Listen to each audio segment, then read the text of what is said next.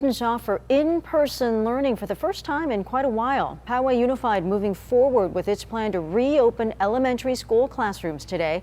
Originally, they had planned to return in mid-January, but the surge in cases and staffing shortages forced them to hold off. Parents we talked to this morning said they're happy to have their kids back in the classroom. Again, this is only Poway Unified Elementary Schools and pre-K for now. They are waiting until San Diego moves into a less restrictive tier before bringing back middle and high schoolers. One of the precautions being taken at schools that are reopening is split morning and afternoon scheduling for social distancing. Well, the USS Midway Museum back open as of about an hour ago. Nearly a 2-month closure due to stay-at-home orders. ABC 10 News anchor Mary McKenzie spoke to them about how they're protecting their volunteers and guests. We are really excited to be reopening back to the public again. The USS Midway Museum, a San Diego landmark of naval aviation history and a major tourist draw, is back open after closing for the second time in December.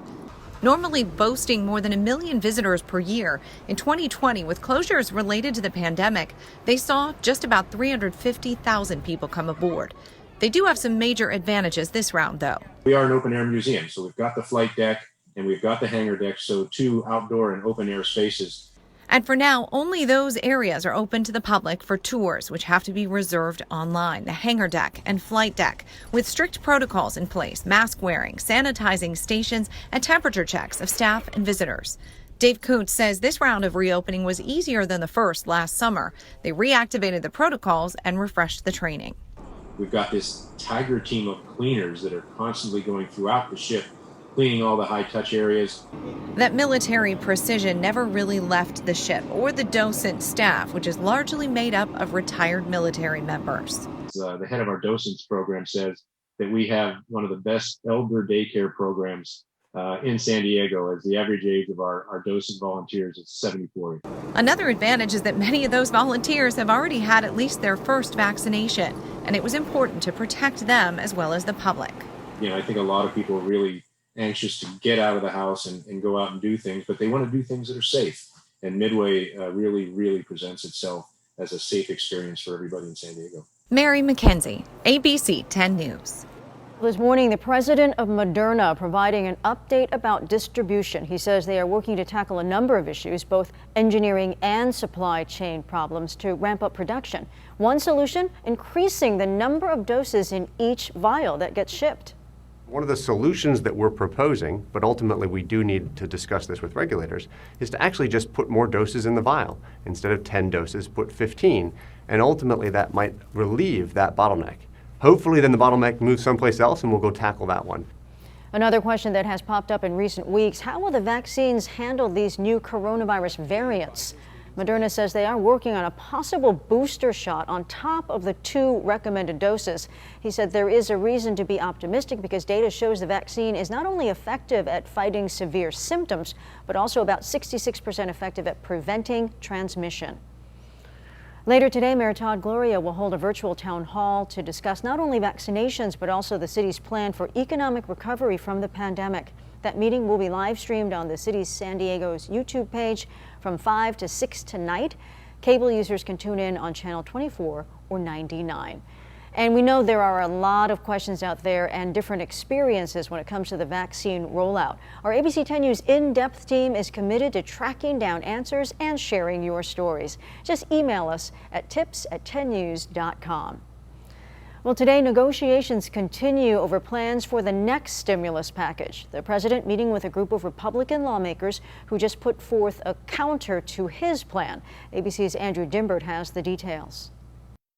As President Joe Biden tries to reassure struggling Americans that economic relief is on the way, we have to act now. There's no time for any delay. His first directive to Congress presenting challenges to his calls for unity. Now, we think there's a lot here to work with. We hope we finally start getting that bipartisan and with the White House negotiation. After the president proposed a sweeping $1.9 trillion coronavirus stimulus package, some Republicans countering, at least 10 GOP senators writing to the president over the weekend, urging the White House to consider parts of their offer. They'll sit down together today, but both sides seem worlds apart on the biggest parts of the bill. Republicans want the overall price tag slashed down to about $600 billion, less than a third of what the president is asking for. They're also asking for $1,000 stimulus checks for most Americans, compared to the $1,400 in Biden's plan with a lower income threshold to be eligible. The president saying he's open to working with Republicans, but bipartisanship is not the ultimate goal. Providing relief is. I support passing COVID relief with support from Republicans if we can get it, but the COVID relief has to pass. And with Democrats now in control of the Senate, they may not even need Republicans to pass most COVID relief efforts. If we can't move forward with them, we'll have to do it on our own. That was Andrew Dimbert reporting. Multiple people injured on the Verona reservation overnight after a brief shootout with sheriff's deputies. Now, deputies say they were responding to a domestic incident. They say they were speaking to a woman involved when her boyfriend opened fire on deputies. They returned fire before the man eventually surrendered. They say the woman was shot in the crossfire, treated for some non-life-threatening injuries. The suspect suffered a minor injury, was arrested for attempted murder. Overnight, a hit-and-run crash on the 94 ending with this truck catching fire. Happened about 11 last night in Lemon Grove. Police say a white Honda Accord crashed into that truck, which burst into flames. Some Good Samaritans stopped to help get people out of the truck, and they also went to check on the folks in the Honda. Witnesses say about 3 or 4 teens inside that car threatened them. One had a handgun, and they say the teens started to run from the scene. That's what you're seeing part of there. But one who was more seriously hurt fell to the ground with law enforcement helping out. Taken to a hospital, police are searching for the others who ran.